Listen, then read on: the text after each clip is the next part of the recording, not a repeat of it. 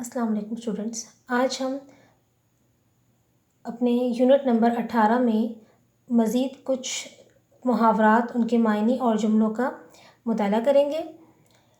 محاورے کے لغوی معنی گفتگو اور بات چیت کے ہیں، اور جب دو یا دو سے زیادہ الفاظ کا مجموعہ اپنے لغوی معنی کے بجائے مجازی یا حقیقی معنی دے تو اسے محاورہ کہتے ہیں۔ صفحہ نمبر 122 سے ہم اگلے محاورات کا آغاز کرتے ہیں۔ رائی کا پہاڑ بنانا، معمولی وجہ کو لڑائی بنا لینا۔ اب رائی ویسے کھانے میں ڈالنے کا کوئی مسالہ ہے، لیکن یہاں پر اس کو محاورتاً استعمال کیا ہے کہ جو شخص رائی کا پہاڑ بنانے کا عادی ہو اس کی باتوں کا کوئی اعتبار نہیں کرتا۔ رفو چکر ہونا، بھاگ جانا، چور سپاہی کو دیکھتے ہی رفو چکر ہو گیا۔ رونگٹے کھڑے ہونا، ڈرنا، کانپنا، شیر کو دیکھ کر شکاری کے رونگٹے کھڑے ہو گئے۔ رنگ لانا، اثر دکھانا۔ مصرع ہے یہ، رنگ لائے گا شہیدوں کا لہو۔ اس کا آپ جملوں میں بھی استعمال کر سکتے ہیں، سادے نثر کے جملے میں بھی اس کو استعمال کر سکتے ہیں کہ اس کی محنت رنگ لائی اور وہ کامیاب ہو گیا۔ زندہ درگور ہونا، بہت دکھی ہونا، شوہر کی وفات سے وہ زندہ درگور ہو گئی۔ زبان درازی کرنا، گالی دینا، یہ بدتمیزی کرنا کے معنوں میں یا بے ادبی کرنے کے معنوں میں بھی آ سکتا ہے۔ اگر تم نے زبان درازی کی تو اس کا نتیجہ بھگتنا پڑے گا۔ زخموں پر نمک چھڑکنا، دکھی کو ستانا۔ اسلم پہلے ہی بہت دکھی ہے، اب جلی کٹی سنا کر اس کے زخموں پر نمک مت چھڑکو۔ زمین میں گڑ جانا، بہت شرمندہ ہونا۔ بے پردہ کل جو آئیں نظر چند بیویاں، اکبر زمین میں غیرت قومی سے گڑ گیا۔ یہ اکبر الہ آبادی کا ایک شعر ہے جو جملے کے بجائے استعمال کیا گیا ہے محاورے کی وضاحت کے لیے۔ زہر اگلنا، زبان سے غصے کا اظہار کرنا۔ اختر نے بھری محفل میں اسلم کے خلاف خوب زہر اگلا۔ زبان زد عام ہونا، مشہور ہونا۔ علامہ اقبال رحمۃ اللہ علیہ کے اشعار زبان زد عام ہیں۔ سر آنکھوں پر بٹھانا، بہت تعظیم کرنا۔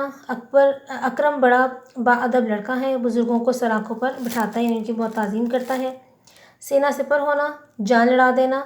ہمیں سینہ سپر ہو کر مشکلات کا مقابلہ کرنا چاہیے۔ سبز باغ دکھانا، دھوکہ دینا۔ نوسر باز نے سبز باغ دکھا کر دیہاتی کو لوٹ لیا۔ نوسر باز کچھ عیار اور چالاک لوگ ہوتے ہیں جو لوگوں کو مختلف باتیں بتا کر جو ہے ان کو لوٹ لیتے ہیں کسی بھی حوالے سے، جو سادہ لوگ ہوتے ہیں۔ سونے پر سہاگا، خوبی کو اور زیادہ کرنا۔ ذہانت کے ساتھ محنت بھی ہو تو سونے پر سہاگا ہے۔ ستارہ چمکنا، قسمت کھل جانا، ایک نہ ایک دن ہماری قوم کا ستارہ چمکے گا۔ سر سے کفن باندھنا، جان قربان کرنا۔ مجاہدین سر پہ کفن باندھ کر میدان جنگ میں نکلے۔ یہاں پر بھی جو ہے آپ سر پر کفن باندھنا بھی لکھ سکتے ہیں۔ سورج کو چراغ دکھانا۔ دانا کو یعنی عقل مند کو دانائی کی بات بتانا۔ بھئی وہ خود بہت دانا ہے، اسے مشورہ دینا تو سورج کو چراغ دکھانا ہے۔ ساز باز کرنا، سازش کرنا۔ بھارت نے روس اور امریکہ کے ساتھ ساز باز کر کے مشرقی پاکستان کو بنگلہ دیش بنا دیا۔ شیر و شکر ہونا، گھل مل جانا۔ شیر فارسی میں دودھ کو کہتے ہیں اور شکر آپ کو پتہ ہے چینی، یعنی کہ اس طرح گھل مل جانا جیسے دودھ میں چینی گھل جاتی ہے، تو محاورتاً ہم کہیں گے گھل مل جانا۔ رسول اکرم صلی اللہ علیہ وآلہ وسلم کی تعلیم سے دشمن قبائل شیر و شکر ہو گئے۔ شیخی کرکری ہونا، غرور ٹوٹ جانا، اسے کاروبار میں ایسا گھاٹا پڑا یعنی ایسا نقصان ہوا کہ ساری شیخی کرکری ہو گئی۔ شش و پنج میں ہونا، پریشان ہونا۔ بارش ہو رہی ہے، شش و پنج میں ہوں کہ اسکول جاؤں یا نہ جاؤں۔ شیشے میں اتارنا، اپنا شیدا بنا لینا۔ آخر مکڑے نے چکنی چپڑی باتیں کر کے مکھی کو شیشے میں اتار ہی لیا۔ شیخیاں بھگاڑنا، غرور کرنا۔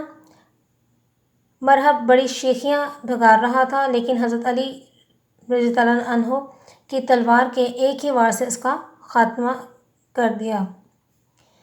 صلواتیں سنانا، گالیاں دینا، برا بھلا کہنا بھی لکھ سکتے ہیں اسے۔ میں نے تمہارا کیا بگاڑا ہے، مجھے کیوں صلواتیں سناتے ہو۔ صبر کا پیمانہ لبریز ہونا، صبر نہ ہو سکنا، تم اپنی حرکتوں سے باز آ جاؤ ورنہ میرے صبر کا پیمانہ لبریز ہو جائے گا۔ صاحب فراش ہونا، سخت بیمار ہونا۔ بوڑھا سال بھر سے صاحب فراش تھا، آج اللہ کو پیارا ہو گیا۔ انا للہ و انا الیہ راجعون، یہ کسی کے انتقال پر یہ آیت پڑھی جاتی ہے، یعنی کہ جس کی چیز تھی اس کی طرف پلٹ گئی۔ ضرب المثل ہونا، مشہور ہونا، حاتم طائی کی سخاوت یعنی دریا دلی، کھلے دل کا مالک ہونا، سخاوت ضرب المثل بن چکی ہے۔ ضبط کرنا، برداشت کرنا، میں روزے سے ہوں، آپ کی بد کلامی کا جواب نہیں دے سکتا، اس لیے اپنا غصہ ضبط کر رہا ہوں، آپ اسے میری کمزوری نہ سمجھیں۔